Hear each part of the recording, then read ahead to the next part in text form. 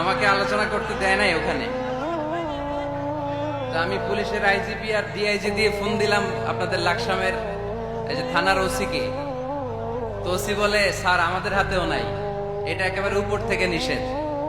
অন্যায় জুলুম অত্যাচার বন্ধ করতে পারে না, এরা তাফসির মাহফিল বন্ধ করে দেয়, চাঁদাবাজি বন্ধ করতে পারে না, টেন্ডারবাজি বন্ধ করতে পারে না, জুয়ার আড্ডা বন্ধ করতে পারে না, কোরআনের মাহফিল বন্ধ করতে চায়। এগুলো কপাল পোড়া, এগুলো কি? তো বাংলাদেশে যারা এই কোরআনের বিরোধিতা করে তাদের খেয়াল করা উচিত। They should understand the pulse of the citizen. জনগণের পালস বোঝা উচিত, যে জনগণ কি চায়, জনগণ কোনটাকে পছন্দ করে, জনগণ কোন দিকে ঝুঁকছে, এটা খেয়াল রাখার দরকার আছে না নেই?